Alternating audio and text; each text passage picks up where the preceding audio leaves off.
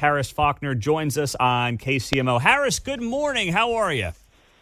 Oh, my goodness. Good morning. Now, I have to admit that I might be more into the Chiefs game than anything else until the primary.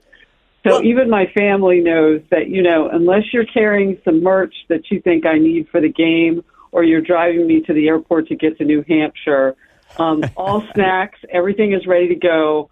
If it doesn't have my name on it, it's fair game. Peace out. Now, as I understand it, you're going to be doing your show next week from New Hampshire. Is that right? Yeah, we fly out on Sunday, and I'm going to go to one of the, actually there are four of them, favorite little watering holes in Manchester, New Hampshire, not far from where our team hotel is, if you will, the Fox Fam. And I'm going to talk with people on the ground. Some of these voters I've had in Voters' Voices on my show. I'm going to reconnect with some folk, and I'm just going to, tap in because I do think that this particular go-around is going to be very different than Iowa, not just the way it's voted on. It's an actual primary, so they're not caucusing.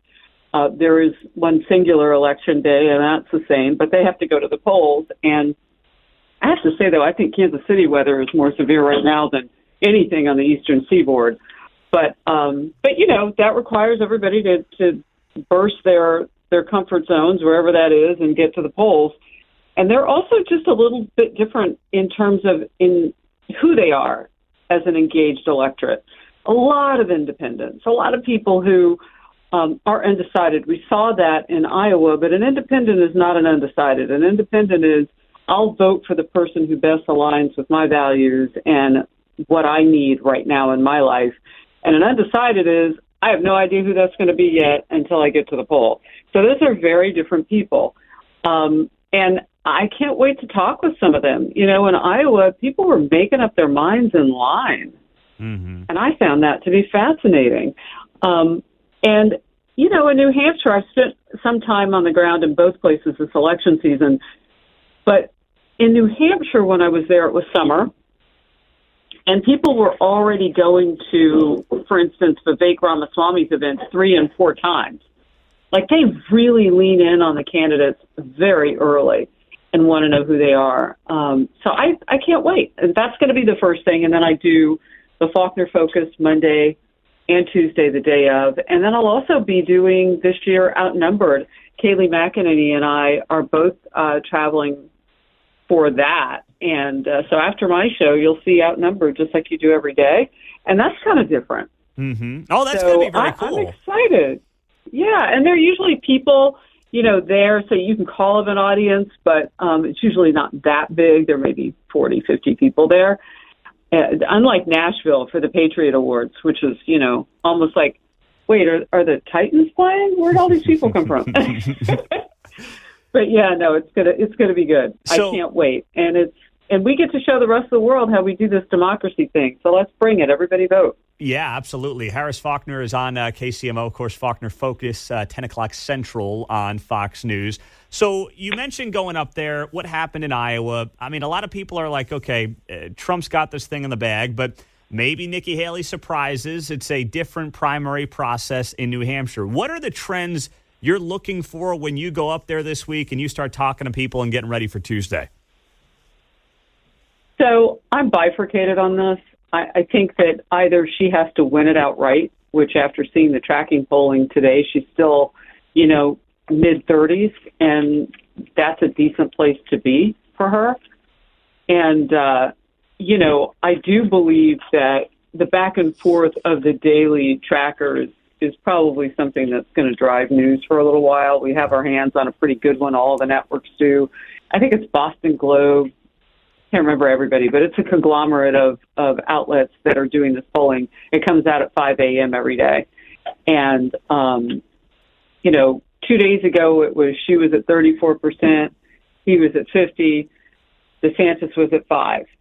And then yesterday, DeSantis had 6. Nikki Haley had 36. Trump had 50.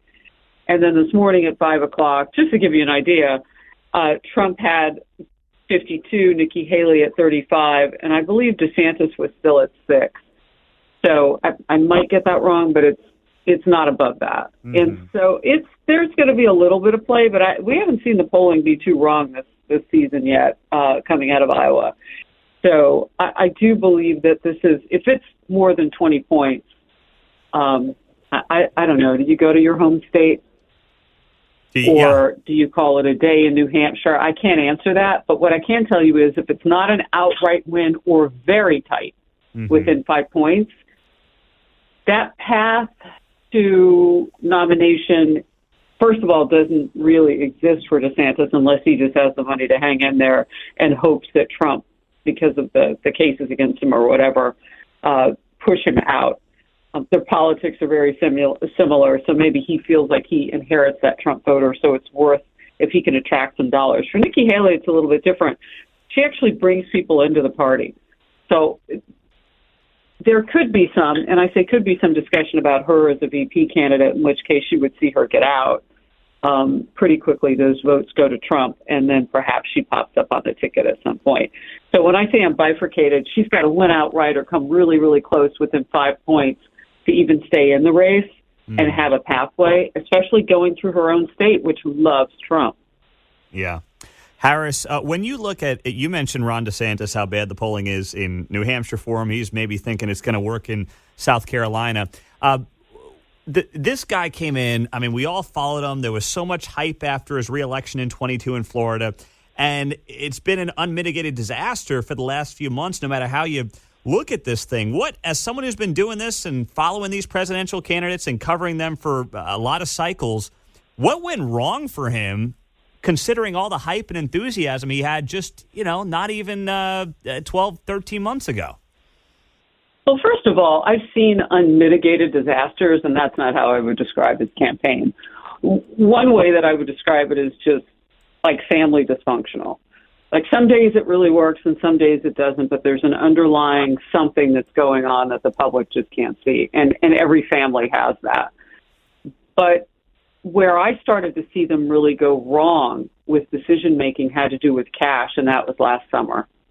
And I just don't know how you burn through as much cash as they had. It's been estimated north of $100 million. Mm-hmm. And the Never Back Down, their PAC, and also their campaign, I mean, it just really hurt the viability of them laying 38 people off between May and June and then recalibrating. And the last time I had on my show, which wasn't all that long ago, I asked about the recalibration that was going on again.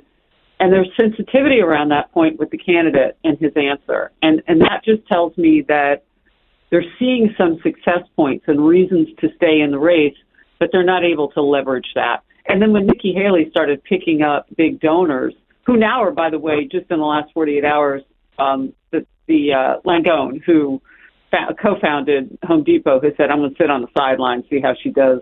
I'm not giving her any more money until after New Hampshire.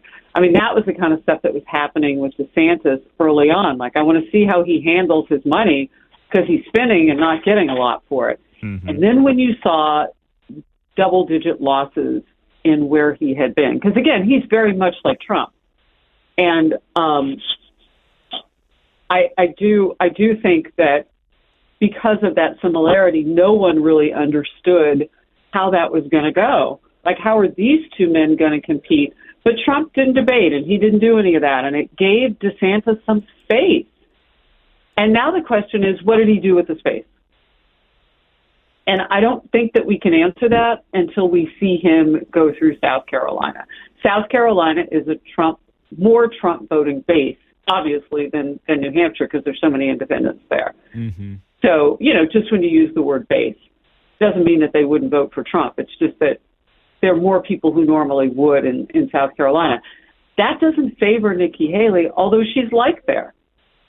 But Trump, he's just got that ground game there that he's had before. And DeSantis helps him in South Carolina. So if DeSantis thinks, okay, I'm going to get out, that might be where you see him do it because he knows that he'll take Nikki Haley out too. Mm-hmm. Because all of his voters will go. I mean, there's a strategy to all of this. And so I never liked the play of, everybody's just trying to get to second place. I think they want something out of it. Could it be a vice presidency? Could it be everybody's got something they want. Now, here's a question for you. What do you think Senator Tim Scott's going to do after pulling out of the race. We haven't seen him commit. He didn't endorse anybody. And where do his votes go? Well, we had former Kansas Congressman Kevin Yoder on here the other day. He represented a suburban great district. Guy. Yes. Yes. He wants to see Tim Scott on the number 2 if Trump ultimately gets the nomination. So I don't know. Is he hanging out and just kind of seeing how the thing plays out over the next couple of weeks before getting in? If he does want a VP nomination, have you heard that? I even heard that he wants it or doesn't want it. It's not a question that I've asked him, and I haven't read that anywhere. But if he really wants it, what he does is he endorses Trump. Yeah. But here's the thing. Right? I mean, or maybe he's having conversations with his former governor of 2 years of South Carolina, who helped him mightily to become a senator, back in his earlier political days. I mean, she was very supportive of him when she was governor. So maybe they're having conversations. I just haven't seen or read what he would do, which is why I put the question to you. And if you have word that he might look his way at a vice presidency, that would be really interesting. That would be interesting because then also with Nikki Haley, you start to attract different folk to the party. And in particular with both of those candidates, it really punches Biden in an area where he's losing people of color. I mean, Hispanics and Black Americans are walking away from Biden like they're free smoothies across the parking lot. Because, Biden got a $6 smoothie. $6. Right. Yeah, well I don't know where he lives. Like in New York, everybody here was saying, well, where did he get a coupon? Yeah. Because that would be cheap right there. So I'm watching all of it. I'm so excited. The most important people, of course, the voters. And I want to know the intensity they feel. I want to know the urgency that they feel. We have some real problems in this country right now, and the man in the White House is not articulating well how he will address those problems. And he just simply wants to say, cover your ears, Bidenomics. Mm-hmm. I have to imagine around Democrats, that even his staff, that's a cuss word. Everybody's trying to get him to stop saying it. David Axelrod, former top advisor to Obama, Simone Sanders, former staff advisor for the White House. She worked on the VP side, telling him, stop using that word. I know. No one believes you. So I feel like I can almost cuss around my kids by saying Bidenomics. It is. Bidenomics. We can agree that whoever coined that phrase, that is an unmitigated disaster. I think we totally he agree on blames that. Republicans for that. Yes. He said it yesterday yesterday between Smoothie Sips. That might have been 2 days ago. Mm-hmm. Yeah, he's blaming Republicans for coming up with that word, and then he thought he'd own it. And I'm thinking, does he know what own it means? I know. It's just unbelievable. Harris, we'll be watching from New Hampshire. I know you're going to be rooting for the Chiefs on Sunday. I got a minute. Give me your score for Sunday in Buffalo against the Bills. Ooh.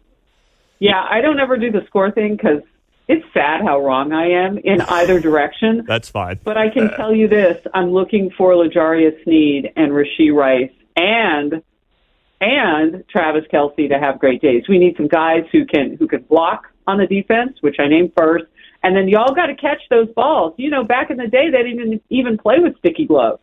Yeah, I like. I mean, come on, yes, you got to catch that ball. LaJaria Sneed shutting it down. I love that. By the way. Oh, are you loving that? I do. Yes. But everybody's got to have a Sneed Rice day. Yes. I'm not worried about Patrick Mahomes. Like he has a Mahomes day, but those interceptions cannot come because he feels the pressure to try to throw the ball differently because nobody can catch. Mm-hmm. Everybody's got to be on their A-plus game. High honor roll here, not just the average. All straight A-pluses. All right, Harris, you'll be rooting from New Hampshire for the Chiefs. We always appreciate your time and hope you have a great trip. Love it. You too. Thank you so much. And it's not too late to say it.